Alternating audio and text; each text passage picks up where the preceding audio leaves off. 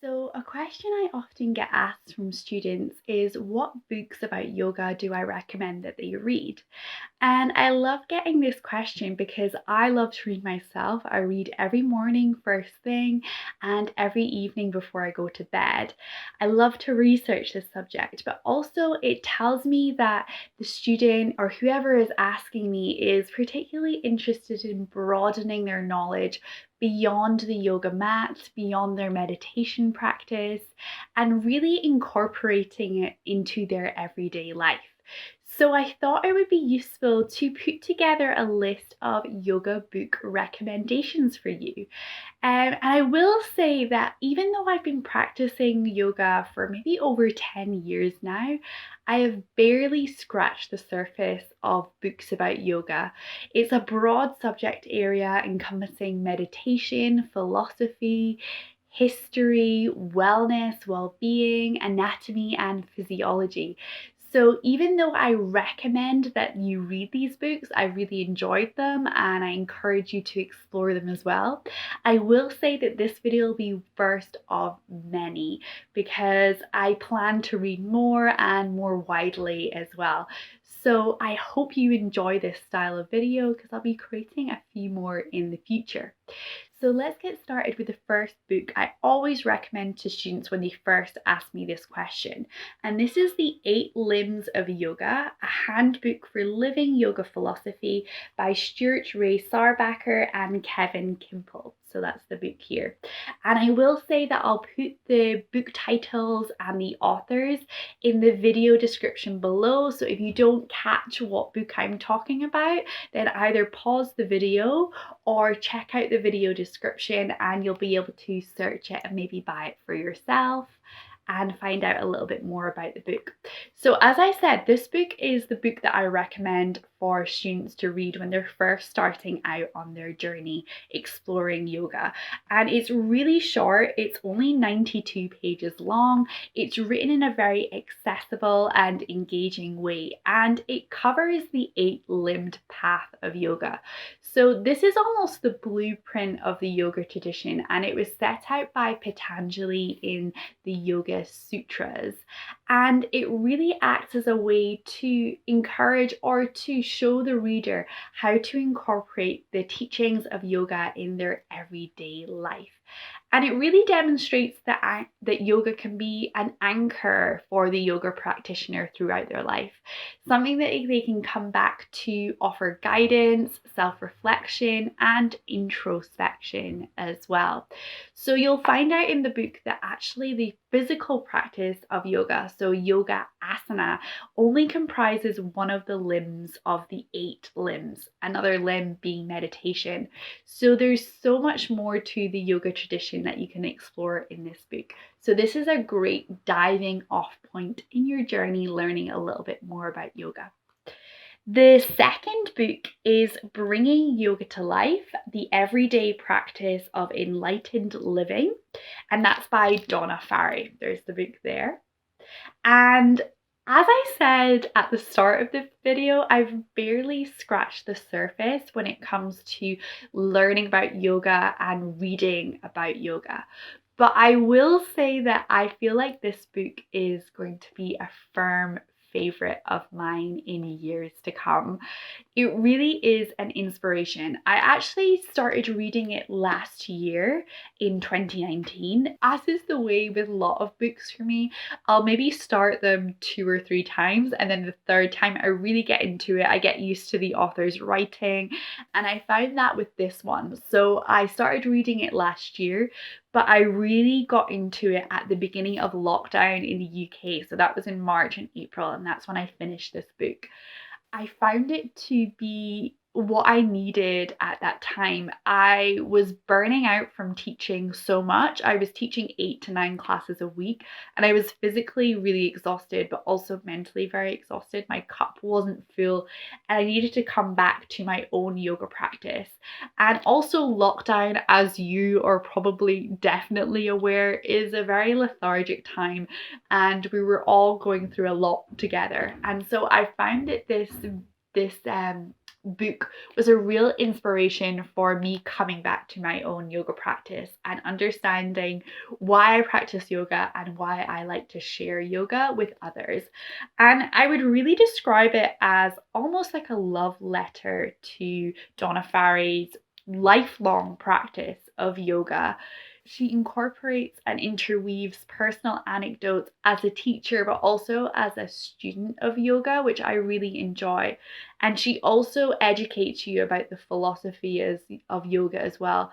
But because it's interweaved with her personal anecdotes, it makes her a very engaging and enjoyable read. And I love that she has different chapters that are discussing different areas of her own personal practice, and it really helps you as well.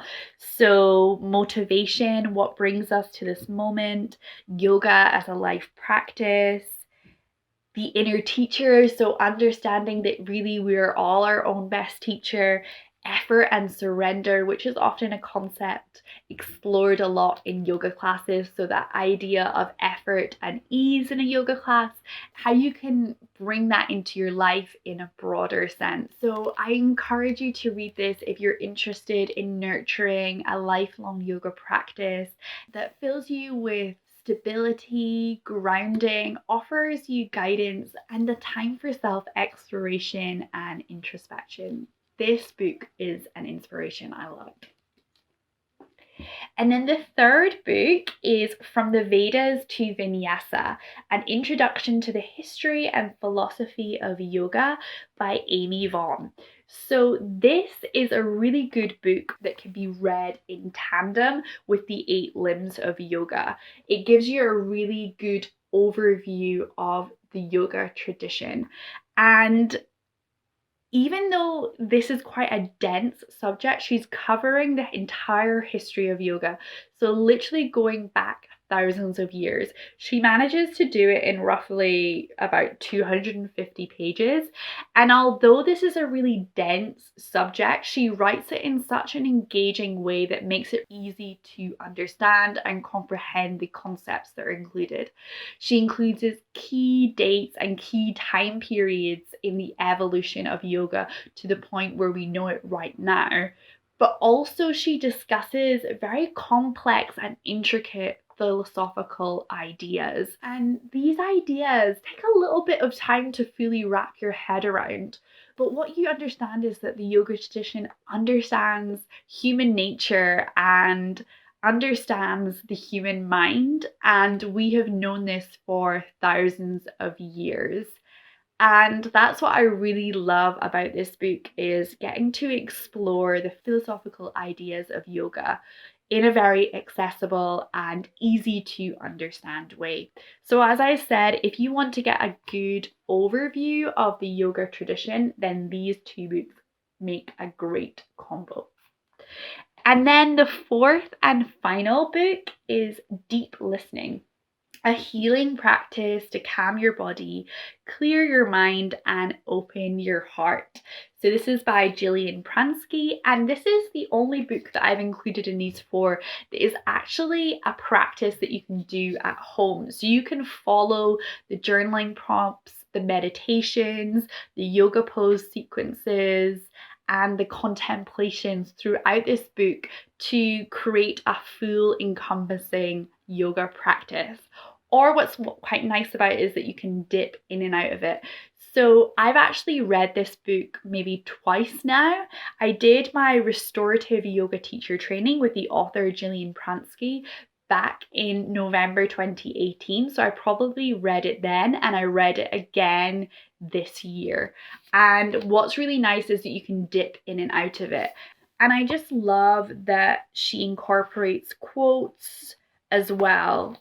And this is one quote that really resonated with me recently. So, when we notice the pattern of our thoughts, we can see how they seem so solid at first, but how their nature is to dissolve into another thought, and then another, and then another.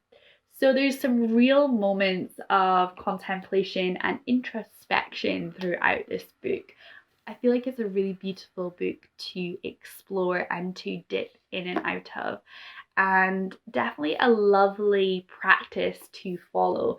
The author specializes in restorative yoga and therapeutic yoga. So the focus of this book is very much about slowing down, letting go, and letting go of the idea of focusing on goals throughout your life to strive for.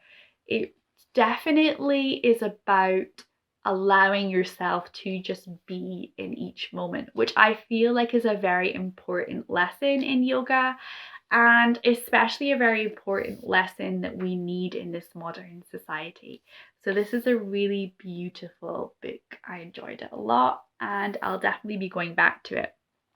So just to summarize, we have the first book that I always recommend, The 8 Limbs of Yoga, A Living Yoga Philosophy, and then Bringing Yoga to Life by Donna Farhi, From the Vedas to Vinyasa for the history of yoga, and then finally Deep Listening, a nice yoga practice to follow in the comfort of your own home. So if you read any of these books, please feel free to leave them in the comments of this video. I'd love to hear your thoughts about the book and if they resonated with you at all. If you have any book recommendations that you really loved on the subject of yoga, well-being, meditation, then feel free to also leave them in the comments as well. I'd love to take you up on your recommendations as well. If you liked this video, then please give it a like or thumbs up, and this will tell me that you enjoyed this style of video, and it also tells YouTube to share my video with other viewers on YouTube, which means that more people can reap the benefits of this video. So as always, thank you so much for watching and thank you for practicing with me.